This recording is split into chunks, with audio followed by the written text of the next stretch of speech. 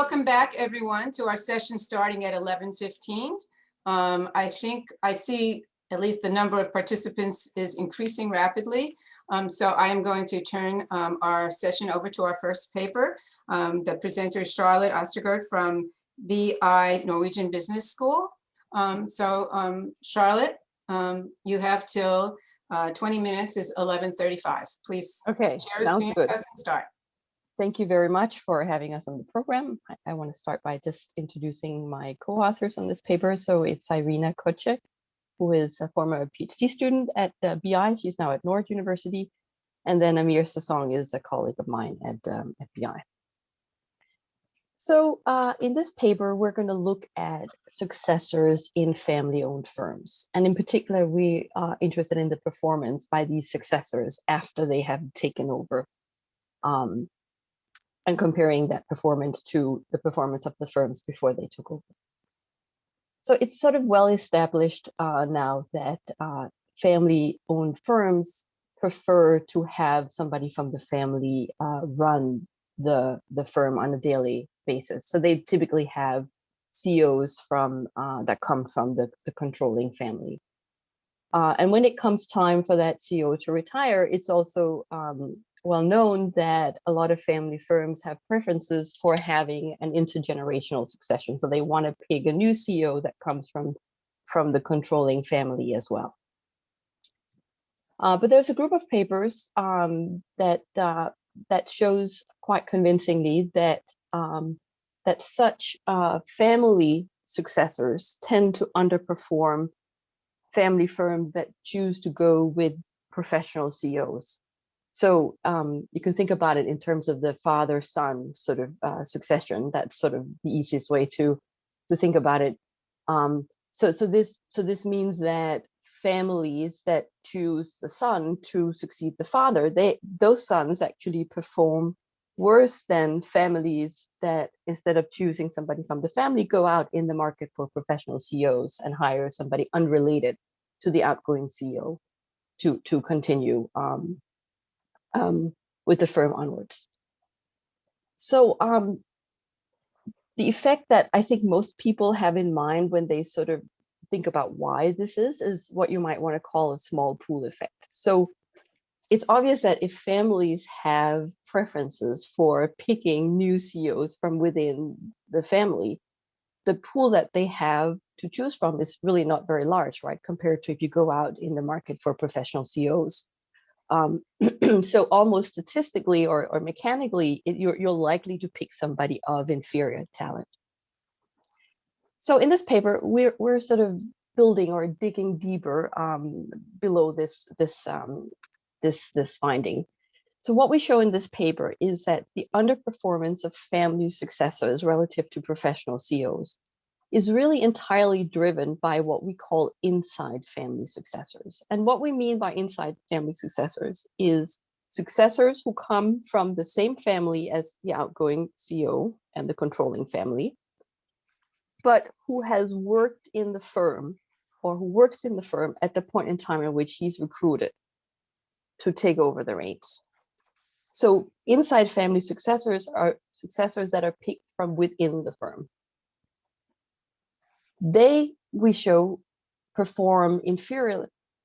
They perform inferior compared to outside family successors, which are successors that also come from the same family as the outgoing CEO, but who work outside the family firm at the point in time in which they're picked to take over. And we show that these outside family successors perform as well as professional CEOs. The second thing that we document is that in our sample, at least, inside family successions are extremely common. And actually, these inside family successors have quite little work experience outside the family firm on average.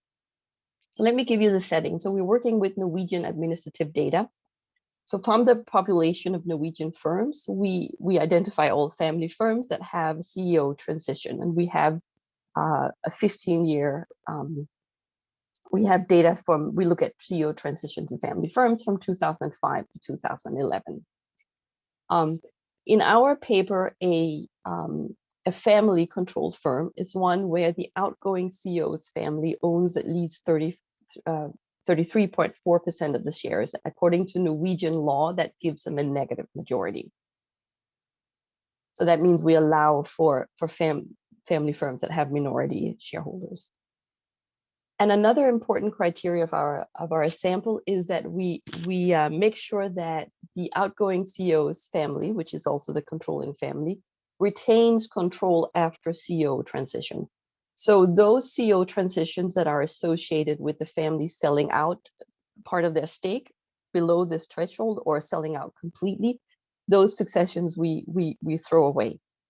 So we only look at successions in family firms where the family has control before and after.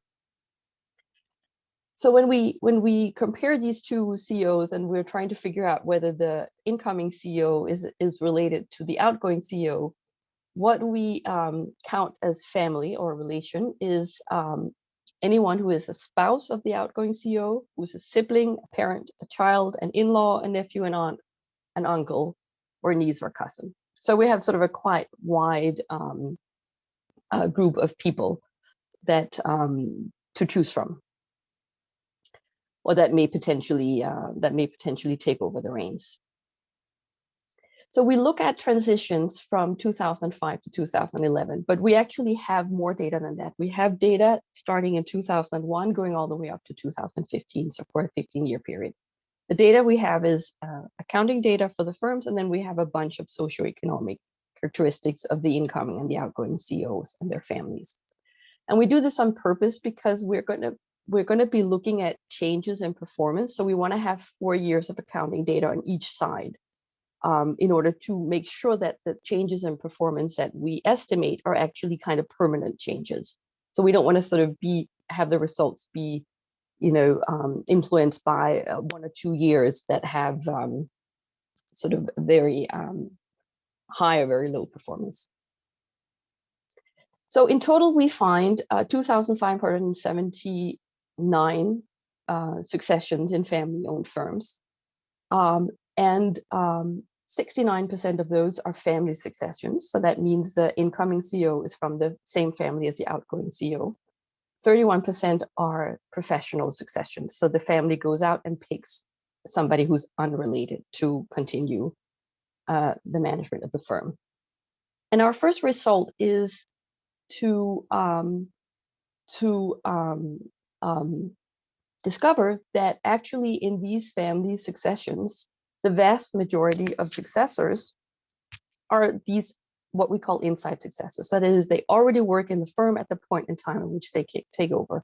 So a whole 70.5% of family successors are inside successors.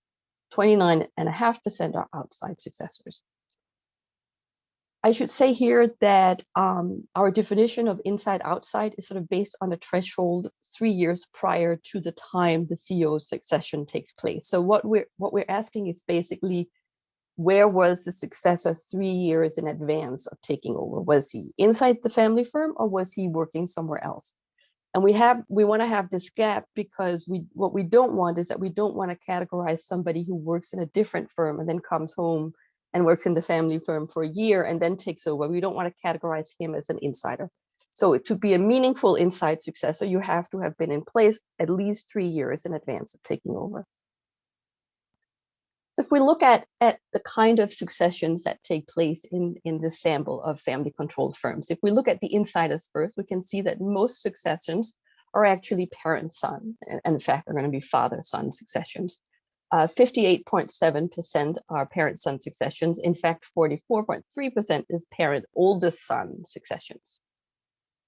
If we look at the outside successors, parent-son successions are also the most frequent type of successions, but they're a relatively smaller group, 47.1%.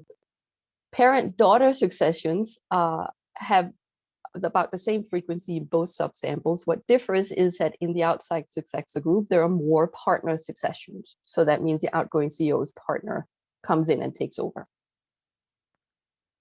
And if we then look at the past work experience of these successors, what do they actually look like? So I'm going to show you here the data for son successors, and that's because, for reasons that I'll mention later, most of our regressions we actually run on the sample of these groups here where you have parent-son successions only. So what we can see is that in our sample from 2005 to 11, which is our regression sample, inside successors have on average worked 6.7 years in the firm before the time they take over. And only 20% of them, as far as we can see in our data, have formal work experience outside the family firm. Outside successors, of course, by definition, all of them have work experience outside the family firm. They have on average 2.3 employers. Insiders have on average 0.4 employers. And actually only 18% of outside successors have formal past employment in the family firm. On average, that employment lies 6.3 years back in time, and more than half of it was part-time. Now, we have an issue with truncation, right? Because we can only go back we only know where people were employed back to 2001. So we're worried a little bit about truncation here. So what we do to sort of double check this pattern up here is that we look at those CEO transitions that lie after 2011. So those that we're basically not using because we want to have these 4 years of accounting data to estimate performance. So this sample down here, they are giving us data 12, 14 years back in time. And when we look at this sample here, what we see is actually that inside successors have worked on average 10 years in the family firm before they take over. Now there are more of them that have worked outside the family firm, but it's still only 33%. The outside successors, there is still only 18% of those that we observe having past formal employment in the family firm. We also look at other characteristics. I'm going to highlight age here. So if we look at the outside successors, what we observe is that those of them that have had past employment in the family firm, they leave the family firm at about age 26 and they return at about age 35 on average. Insiders take over when they're a few years older, 37, 38. So that means the first takeaway is that really a large majority of family successors are recruited internally and they have remarkably little outside work experience. In fact, in our sample, 2/3 of inside successors, we cannot observe them having worked anywhere else. And this, of course, raises the question of why are you positioning successors so early in the firm? Why are families doing that? We can think of 2 reasons. So the first one has to do with that maybe this is something about fostering identity, a loyalty to the family and its business and the idea of the family and what it is. So there's a lot of anecdotal evidence that children of business families feel a lot of pressure and guilt if they want to work outside the family firm. So that could be one explanation. The other explanation is a more economic explanation. That would be something about, well, that if, so there's one school of thought that think that intangible skills and assets, firm-specific intangible skills and assets are sort of the competitive advantage of firms. And if that's the case, then you can sort of see why you want to place your successor in the firm well in advance of taking over, because you need to transfer these intangible skills and assets to him, right? In fact, there are several papers in the family firm literature that argue that family firms have a comparative advantage in transferring such assets and skills exactly because the transfer occurs between members of the same family. But that explanation would also dictate that inside successors perform superiorly to outside successors, and that's not actually what we find. So here is our result in a nutshell. We look at different performance measures. I'm showing you here the annual growth rate in operating revenue, and basically what we find is the following. So when we look at so date 0 here, that's the time of CEO succession. And what we observe consistently across different measures is that inside successors, their performance deteriorates in absolute terms. Whereas outside and professional successors, their performance improves, or statistically speaking, it stays at the same level. What is, I should say first actually that the negative number here doesn't mean that the outside successors take over firms that are operating with losses. The performance here is industry and year adjusted. So this means that outside successors tend to take over firms that are underperforming their industry peers.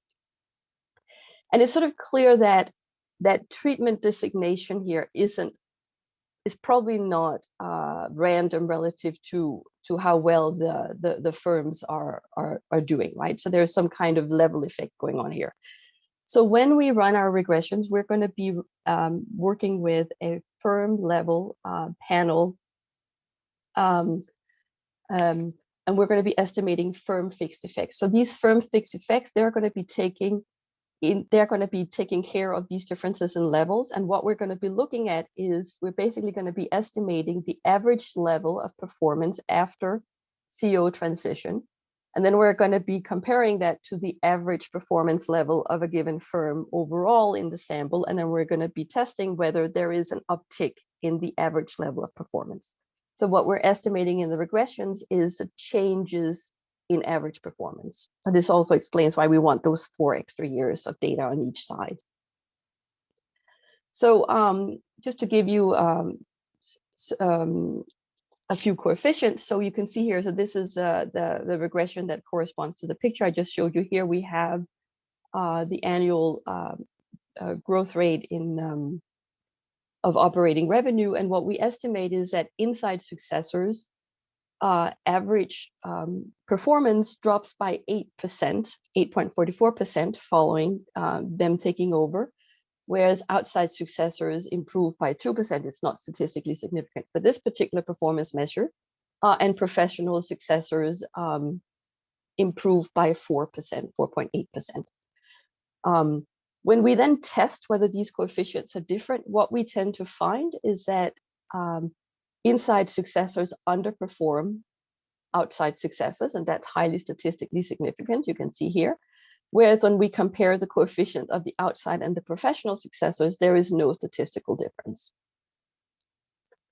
So the second takeaway is that inside successors performance deteriorates in absolute terms. It's not just relative, it's the absolute terms it actually deteriorates, whereas outside successors perform on par with professional CEOs. And actually, I'm not going to show you this on the slide, but if you just look at the magnitude of the difference in the coefficients, it's clear that the difference in that the literature has documented previously between family and professional CEOs, that difference is entirely explained between the difference by the difference in insider and outsider family successions. So you have about 3 minutes left, Charlotte. Okay, so what's the mechanism for this result?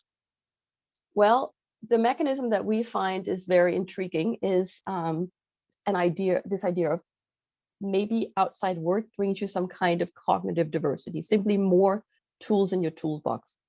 So you can sort of imagine that if you grow up in the family firm bubble, you're going to internalize your parents' beliefs and business norms, right? Whereas if you have experience to a variety of business cultures, you're maybe going to be able to think outside the box a little bit more. So we provide some evidence for this story in the paper. So one thing we do is that we try to look at how much outside work experience do you have? How many employers have you worked for? For how long time have you been away for the family firm? And remember that insiders have also been away. Some insiders have been away, so we have variation in both groups, so we can do this. And then we find that when we add controls for this, we can kill the significance between the inside and the outside coefficient estimates. We don't remove the pattern completely, the pattern is still there, but the significant goes away. So it seems that there is some kind of explanatory power here. The other thing we do is that we compare inside and outside professional CEOs, because it turns actually out that half of the professional CEOs are already in place in the family firm by the time they get hired. And you can easily imagine that how a controlling family want to pick somebody whose mindset is sort of loyal to or consistent with their idea of what their business is. Remember that it's a family retains control after the professional CEO comes in. And when we look at these professional CEOs, we find exactly the same pattern. Insiders underperform, outsiders grow the business. We also try to control for some various observable mechanisms.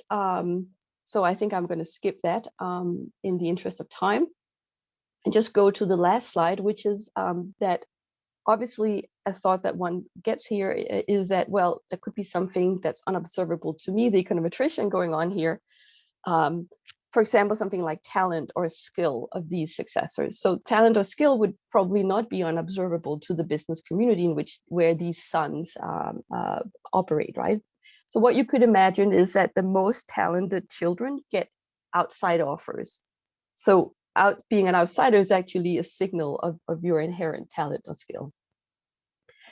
So I'm not sure we're ever going to be able to completely rule this out. And there could be more than one explanation for our results, but I'm not sure it matters so much either, because if it's really skill that's driving this, then the lesson from our results are that families should not put a lot of pressure on their kids to work in the firm. They should not try to tie them to the firm. Instead, what they should do is let their kids go out and get jobs outside, and that may actually help you pick the most skillful family member to take over when that time comes around. We do try in the paper to sort of formally see if we can rule out self-selection. So we run some, we have some instruments for insider outsider, that difference, that basically go along this idea that if an industry is very homogeneous, it's going to be easier for you to find an outsider. Whereas if firms rely very much on firm-specific assets, then the pool of outsiders is going to be eligible for taking over in your firm is going to be smaller. So we have some instruments that try to get at that, and we're basically able to reproduce our results. One thing that we started doing now is that I think we're a little out of time, so why don't you just okay, that's fine. Yeah, I'm sorry, I can't see if you were signaling, so I only see the Yeah, slides, but I will wrap up. Yeah. Yeah, So families tend to embed successors with the firm early. 2/3 of successors don't have any outside work experience.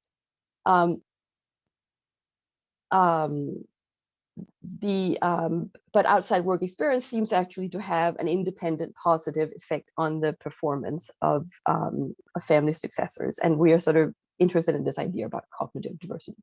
Thank you very much. Thank you, Charlotte. Our discussant is John Morley from Yale Law School. Hi, thanks very much. And thanks for that excellent presentation, Charlotte. This is a fascinating paper, I think very well executed. I find it convincing, and I don't have much critical to say about it.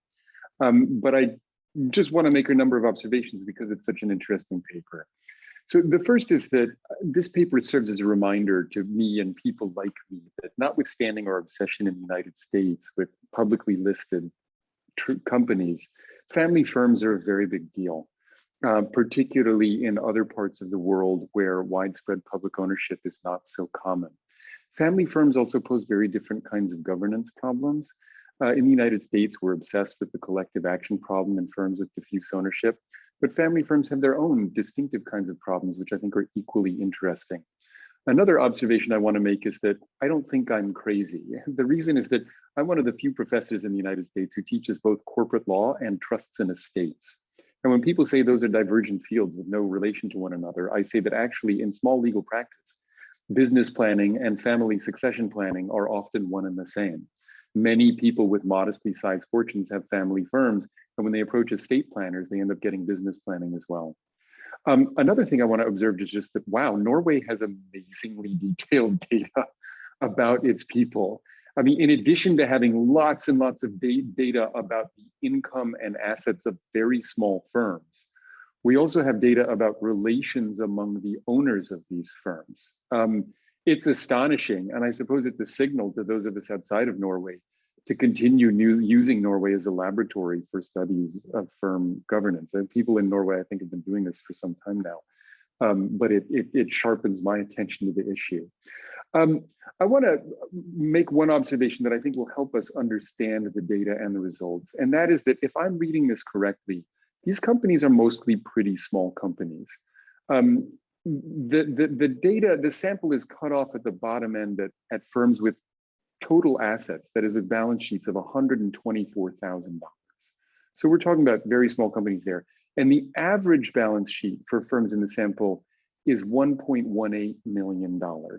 And because this is an average number that could be affected by, because there's no upper bound on the size of firms, and the lower bound is just at $124,000. When we look at an average number, which of course is very sensitive to the upper bound, that suggests to me that across the full distribution, we're dealing with pretty small firms. And Charlotte can confirm that or not, but that's my basic intuition here. And that suggests to me that what we're dealing with here is not Bloomberg or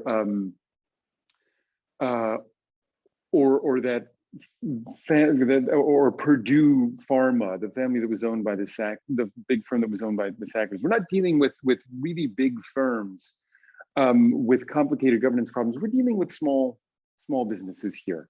And that suggests to me, that doesn't invalidate the results at all. It just informs how we interpret them. I think one observation is that in a firm like this, profits can be difficult to differentiate from salary. If we look at the profitability of the firm, that may not be the measure that is most relevant to the people in control of the firm.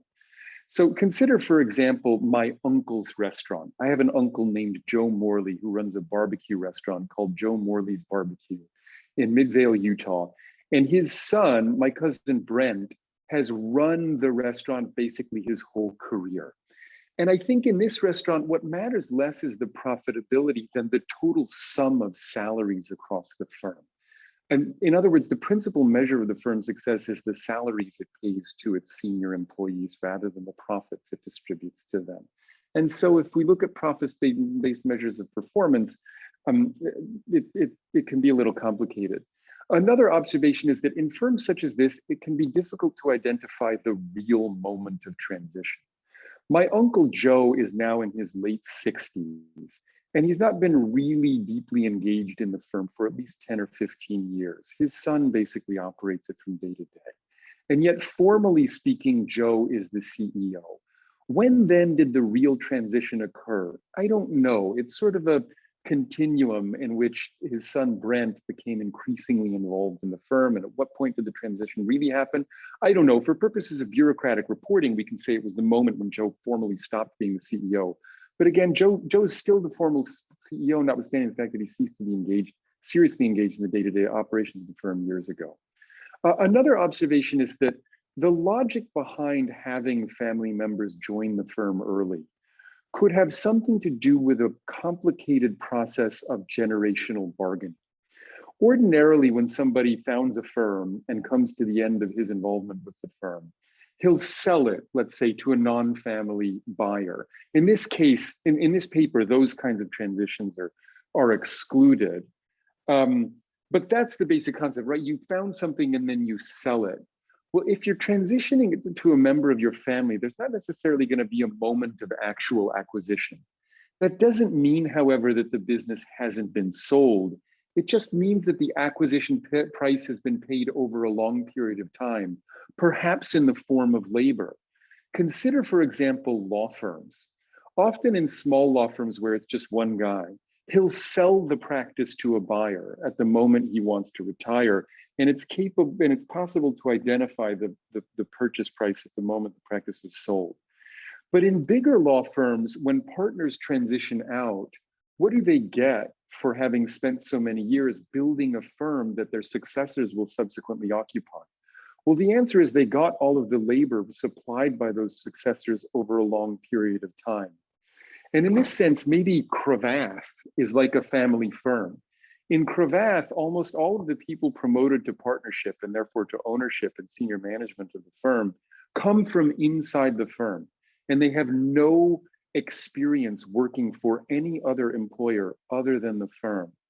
And one explanation for that peculiar model of transition is that the process of supplying labor, first as an associate, as an underpaid associate, and then as an underpaid junior partner, is a form of payment for the acquisition price, right? I'm buying the firm. If I'm a junior person in the firm, I buy my position from the more senior partners with decades of underpaid labor. Maybe that's part of what's happening here. I don't know. Just an interesting comparison.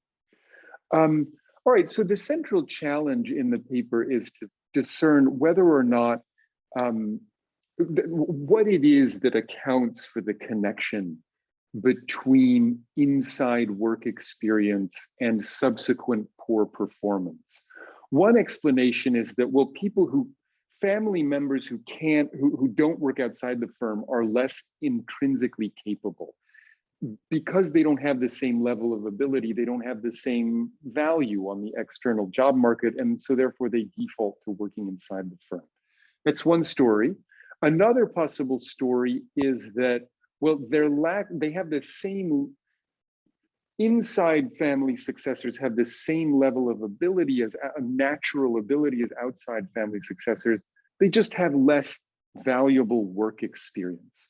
And that's the interpretation that Charlotte and her co-authors adopt of this data. And I think it's a sensible one.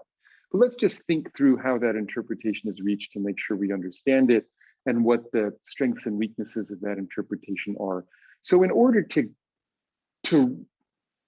make the claim that outside work experience is directly causally related with subsequent poor performance, lack of outside work experience is directly causally related to subsequent poor performance, rather than merely correlationally related through an intrinsic difference in ability. In order to reach that conclusion, Charlotte and her co-authors use a series of instrumental variables. Instrumental variables is a difficult approach that rarely succeeds, but in this instance, I think it's doing pretty well. They need two categories of instruments. The first is that they need an instrument that's correlated with the propensity to select a family successor over an outside successor. And they use gender.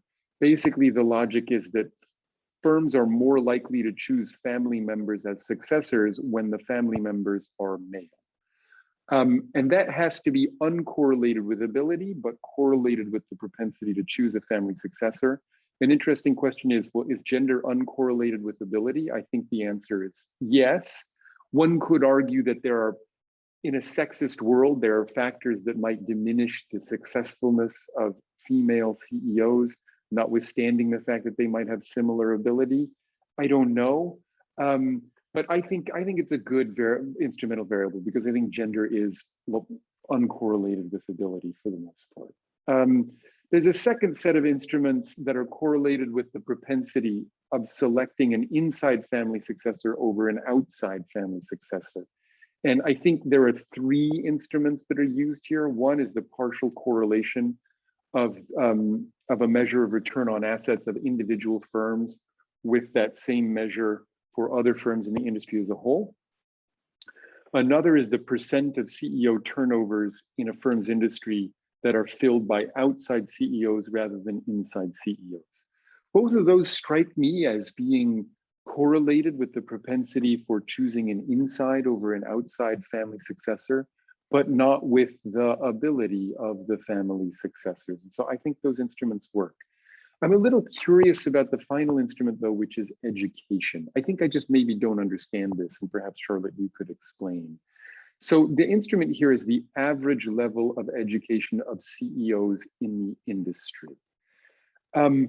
My concern here is that, I'm not sure exactly how the pattern of correlation is supposed to work here.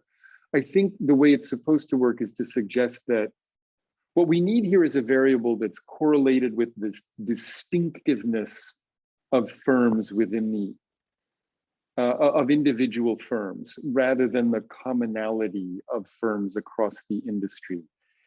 And it seems to me that education, in its tendency towards universalization, in its tendency towards the production and communication of knowledge that is trans-substantive, that's correlated with the homogeneity of an industry rather than with the distinctiveness of firms in an industry. In other words, a firm with an industry with a high level of education would seem to me to be one in which firm level knowledge is not likely to be specific. That is, in which the industry is homogeneous rather than heterogeneous. In other words, if the kind of knowledge I need to operate this business is the kind of generic knowledge I can acquire from a business school, then this business is not very distinctive or unusual. right? Universities are in the business of communicating universal knowledge rather than local specific knowledge. But maybe I just don't understand how that works, and I'd be curious to know more. In any event, it's a fascinating paper with really important implications, not just for the world, but also for the individuals who operate these family firms. Thanks for the opportunity to comment. Charlotte, would you like to take some time to respond? Yes, I see that just 10 minutes left, so I'll just respond to a few things. Thank you so much for your very thoughtful comments here. That was very helpful. I just want to say about the size of firms. So these are not, all mom and pop stores, right? So a lot of those we've gotten rid of. This is always an issue when you work with Scandinavian register data, that Scandinavian economies are simply smaller than the US. So the firms just look ridiculously small, right, to you guys. But I think what we need to do is that we need to document more that these companies actually have employees and so on. So I think that was very helpful. In terms of like, what's the real moment of transition? So I think you definitely have a point there, right? Because that must be quite fluent, in particular in family firms. So Norwegian, so in Norway, you have actually a register of all firms. And in that register, you have to always associate, you have to always indicate who have different roles in the firm. So formally, if there's a change in the CEO, that has to be registered in this particular registry. Who are the board members and so on. So of course, you are right that I cannot know whether the son has really taken over 5 years before they report to the registry that he is now the new CEO. But there is sort of a formal procedure around this, and since CEOs and board members have some legal responsibilities, I sort of hesitate to think that people are completely ad hoc in terms of this. But that's actually where we know what people's roles in the companies are. And then I liked your idea about generational bargaining. So I'll think about that. That was interesting. I hadn't thought about that before. Yeah, and with the education, the idea was basically that if you need an engineering degree or something like very specialized, then that it's not everyone who can sort of acquire those skills. So that was sort of what we were after. But I'll think about your intuition that it actually goes the other way around. So I'll think about that. So thanks for that. So while we give the audience a chance, I have a couple of questions about your data, so I'll use the prerogative as chair to start off our discussion. And so I have 3 questions. One is, I know you have a control variable for age, and I'm wondering of age of the firm.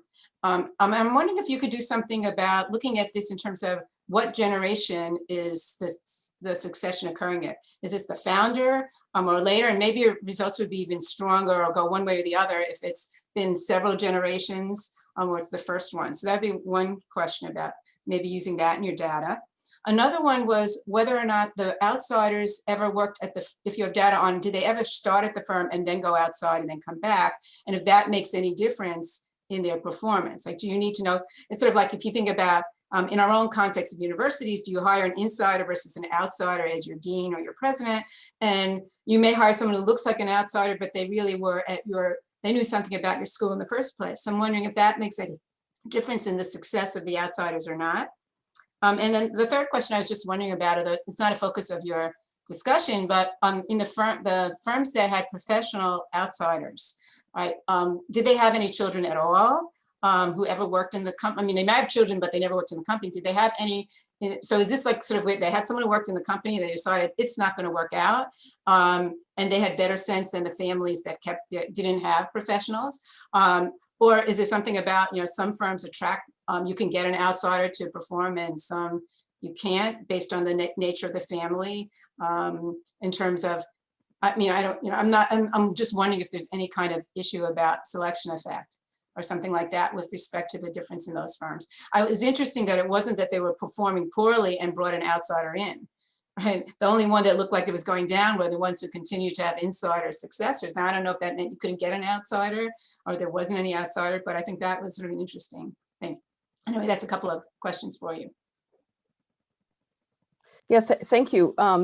So we can certainly, I mean, we can't go very far back in time. So in terms of like figuring out exactly what generation it is, as opposed to just using the firm's age, we can't do. But what we can do is certainly control for whether the founder of the firm is the outgoing CEO. So that's certainly something we could do. And then your second question about the outsider. So this is one of the things that we're working on. So you'll notice that the paper is still preliminary. So one of the things that we've got a few more years of data, and some of the things that we're trying to figure out now is exactly what has sort of been the life cycle, so to speak, or the work cycle of these outside successors, and sort of trying to understand better who they are and why they have left the firm. Did they leave the firm in order to take an education, and then they stayed out for some years and then they came back, or how exactly has their cycle, sort of work cycle, developed? So I don't have much more to say about that at this point. With respect to children, so there really isn't differences across family successors and professional CEO successors, whether the outgoing CEO has children or not. So that they're pretty much the same. One thing we notice is that outside family successors, so disregarding the professional CEOs, but outside family successors, there, in that case, the outgoing CEO, so the father, is more often divorced. And we've tried to think about ways of exploiting that, but we haven't really. So in the end, we can't really use it for anything. It doesn't have a lot of explanatory power for anything. But thanks, I'll definitely record this. Okay, there was a question in the chat from Callie Jordan. How culturally specific may these results be? What about the role of gender? Would the observation in Asia be different? And here, let me note, there were papers, I apologize, I should have relooked at them before today, about how Japanese family firms adopted sons for their succession issues. And I take it that was maybe a very unique Japanese custom. I've forgotten the results about that. I don't know if there's anyone in the audience who's familiar. I think they did better, but I don't want to assert that. But anyway, maybe you could address Callie's. And I take it we don't have adoption succession in Norway. So I think it was pretty cultural specific. Yeah, no, as I'm aware of that paper. That's a very cool paper. So I'm not sure if our results would transfer to Asia, because I have a sense that family businesses in Asia have some very specific features. What I do know is that our results are very similar to a famous paper in the QJE, which is where this firstborn gender instrument that John was talking about actually comes from. So there was sort of no way for us not to use that. We had to use that.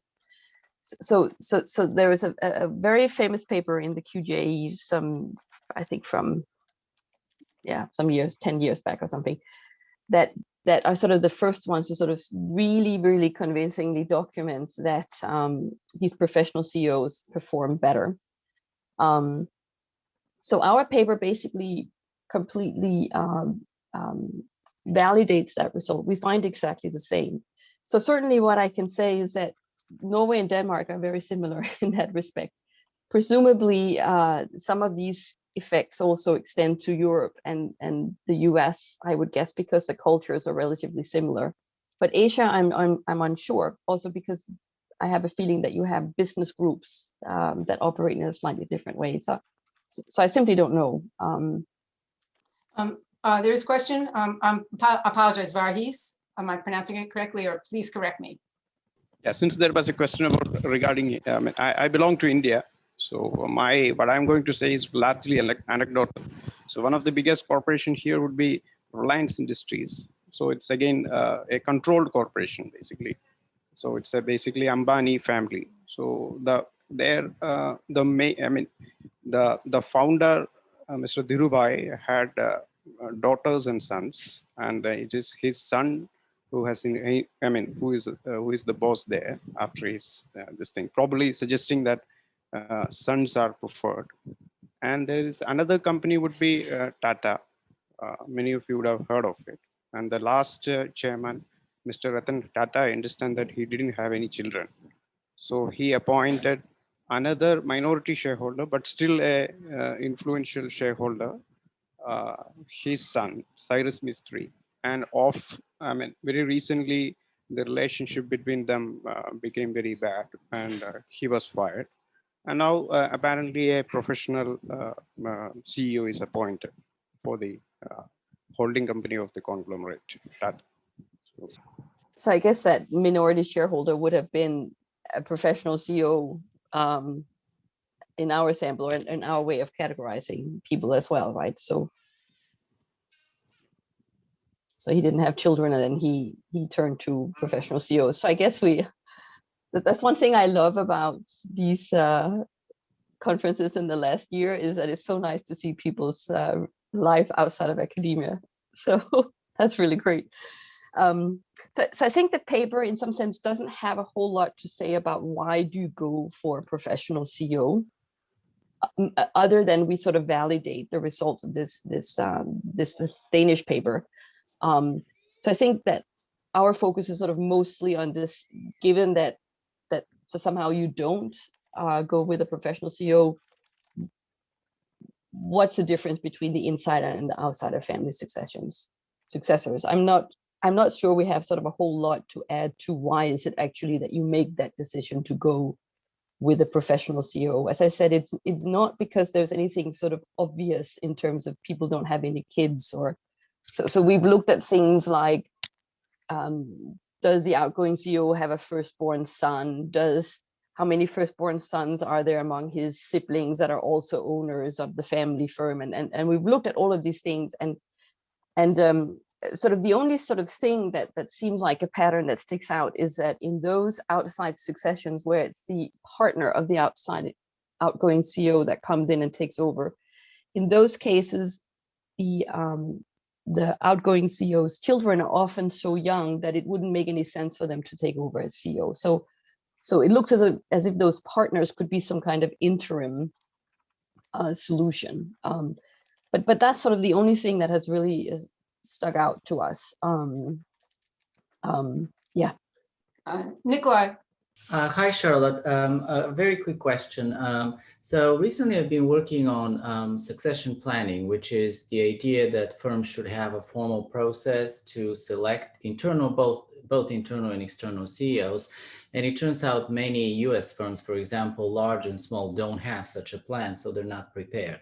So I was wondering if you actually can use, I don't know if you have any information, but given that you have so much data, maybe you can find some way to differentiate among family firms in terms of whether they have something like a more formal planning process versus some that don't, because that will really help you both with the professional, hiring a professional CEO, but maybe also with the talent question, where you can use this if it was planned that the son, let's say, would go work for a firm and then come back.